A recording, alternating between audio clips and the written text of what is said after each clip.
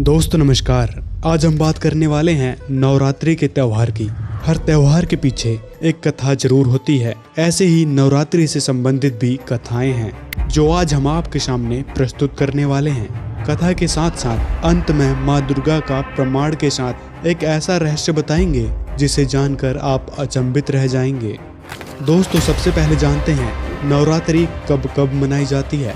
देवी दुर्गा पूजन का पर्व नवरात्रि वर्ष में 2 बार मनाया जाता है। नवरात्रि यानी 9 रात तक देवी की पूजा आराधना की जाती है और दुर्गा माँ को प्रसन्न करने के लिए उनके लिए व्रत उपवास किए जाते हैं। पहली नवरात्रि गर्मियों की शुरुआत में चैत्र मास यानी अप्रैल में आती है और दूसरी नवरात्रि सर्दियों के शुरुआत में अश्विन माह यानी अक्टूबर में मनाई जाती है। इस दौरान फसल पकने का समय होता है। वर्षा होने के साथ मौसम में बदलाव होता है। मौसम में बदलाव होने के कारण शरीर पर भी प्रभाव पड़ता है, इसलिए शारीरिक और मानसिक संतुलन बनाए रखने के लिए नवरात्रि पर शक्ति की पूजा की जाती है और उपवास रखे जाते हैं। लोक मान्यताओं के अनुसार सर्दियां नवरात्रि के 9 दिनों में माँ दुर्गा के अलग अलग रूपों की पूजा की जाती है। दोस्तों अब आइए जानते हैं चैत्र नवरात्रि जो कि गर्मियों में मनाई जाती है उसके पीछे की क्या कथाएं हैं। नवरात्रि की यह कथा बहुत ही प्रचलित है जो हमें अक्सर अपने बड़े बुजुर्गों से सुनने को मिलती है। एक महिषासुर नाम का व्यक्ति था जिसका आधा शरीर मानव और आधा महेश यानी भैंस का था। महिषासुर ने कई वर्षों तक ब्रह्मा जी की तपस्या की। उसकी तपस्या से प्रसन्न होकर ब्रह्मा जी ने उसे दर्शन दिए और पूछा कि क्या वरदान चाहिए। महिषासुर ने ब्रह्मा जी से कहा, भगवान मुझे ऐसा वरदान दो कि मैं तीनों लोक में किसी भी देवता व मानव द्वारा मेरी मृत्यु न हो। ब्रह्मा जी ने तथास्तु कहकर उसे यह वरदान दे दिया। इस वरदान को पाकर उसे अपने आप में बहुत घमंड हो गया। उसने सभी देवताओं को प्रताड़ित करना शुरू कर दिया। उन पर आक्रमण करके उनके क्षेत्रों पर राज करने लगा। हाहाकार मच गई।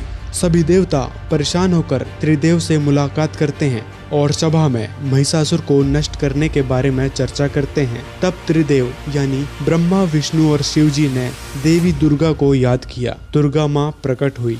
तब सभी देवताओं ने अपने अस्त्र शस्त्र देवी दुर्गा को समर्पित कर उनसे महिषासुर को खत्म करने की प्रार्थना की। तब देवी दुर्गा महिषासुर के पास जाती हैं और महिषासुर उनके सामने विवाह का प्रस्ताव रखता है। देवी दुर्गा कहती हैं कि यदि तुम मुझे युद्ध में हरा दोगे तो मैं तुमसे विवाह करूंगी।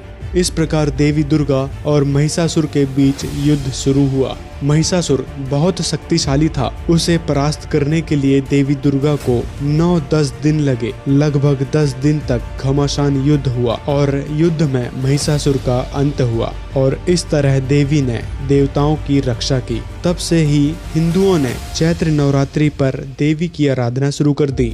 दोस्तों अब आइए जानते हैं शारदीय नवरात्रि जो कि अक्टूबर माह में मनाई जाती है के पीछे की कथा के बारे में। मान्यताओं के अनुसार अश्विन नवरात्रि की कथा भगवान श्री राम जी से संबंधित है। रावण के साथ युद्ध करने से पूर्व ब्रह्मा जी ने श्री रामचंद्र जी को युद्ध जीतने के लिए चंडी देवी की पूजा करने को कहा। श्री रामचंद्र ने पूजा के लिए सब सामग्री तैयार कर ली, जिसमें से एक सामग्री बहुत मुश्किल से मिली थी जिसका नाम था नीलकमल। पूजा में 108 नीलकमल चाहिए थे। श्री रामचंद्र जी ने वो भी एकत्र कर लिए। वहीं दूसरी तरफ रावण ने भी अमृत पाने के लिए चंडी की पूजा शुरू कर दी और श्री रामचंद्र की पूजा में विघ्न डालने के लिए रावण ने सामग्री में से एक नीलकमल गायब कर दिया और अपनी पूजा में लग गया। पूजा बाधित ना हो इसके लिए एक कमल और चाहिए था। तब श्री रामचंद्र जी ने अपने कमल नयन पूजा में समर्पित करने के लिए अपनी एक आंख निकाली। इतना समर्पण भाव देखकर माँ दुर्गा वहां प्रकट हो गई और उन्होंने विजयी होने का आशीर्वाद दिया। वहीं दूसरी तरफ रावण द्वारा की जा रही पूजा में हनुमान जी एक ब्राह्मण रूप बनाकर बैठ जाते हैं और एक श्लोक का उच्चारण करते हैं जिससे देवी दुर्गा क्रोधित हो जाती हैं और रावण को श्राप दे देती हैं कि तेरा सर्वनाश होगा। धर्म की जीत होने पर हिंदू समाज में अश्विन मास में नवरात्रि मनाई जाती है। ये थी नवरात्रि के पीछे की कथा।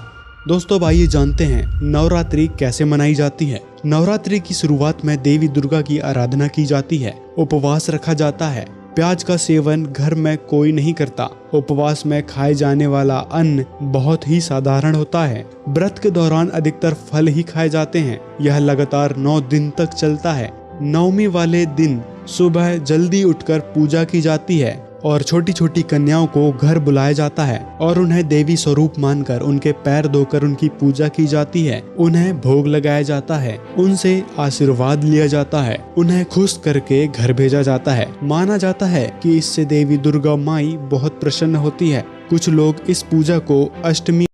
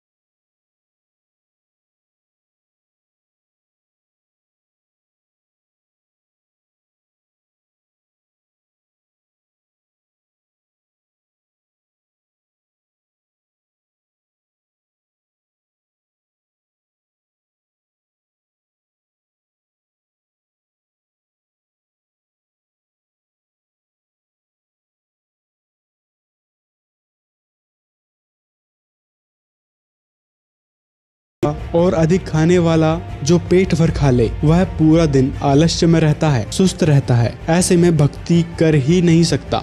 इसी प्रकार अधिक सोने वाले भक्ति में समय नहीं दे सकते और अधिक जागने वाले तो नींद की कमी से नींद में रहेंगे, जिससे भक्ति तो कर ही नहीं सकते। अतः शास्त्र अनुसार व्रत व उपवास करना गलत है।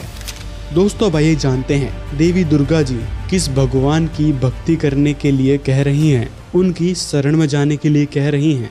आइए हम आपको प्रमाण बताते हैं। श्रीमद् देवी भागवत महापुराण में देवी दुर्गा जी हिमालय राजा को अपनी पूजा करने को मना करती हैं। दुर्गा जी कहती हैं कि ब्रह्म की पूजा करो, उसका ओम नाम है। ब्रह्म को लक्ष्य समझो, जीव को बाण और ओम को धनुष मानो। ओम रूपी धनुष में जीवात्मा रूपी बाण से ब्रह्म को लक्ष्य करो और उसको पा जाओ। इससे सिद्ध होता है कि माँ दुर्गा स्वयं किसी और की पूजा करने के लिए कह रही है। परंतु मजे की बात यह है कि ब्रह्म भी अपनी पूजा करने को मना कर देता है। अब आइए जानते हैं कि किस प्रकार ब्रह्म भी किसी और की पूजा करने के लिए कह रहा है। दोस्तों, पवित्र गीता जी का ज्ञान श्री कृष्ण जी के अंदर प्रवेश करके ब्रह्म ने दिया है, जिसके उपमात्मक नाम है ज्योति निरंजन क्षर पुरुष काल ब्रह्म भी है। गीता अध्याय 18 श्लोक 62 व 66 में अर्जुन से कहता है, तू सब प्रकार से उस परमेश्वर की शरण में जा जिसको पाने के बाद वापस जन्म मृत्यु में नहीं आना पड़ता। उस एकमात्र परमेश्वर की शरण में जाने से ही संपूर्ण लाभ प्राप्त होगा। इससे सिद्ध होता है कि देवी दुर्गा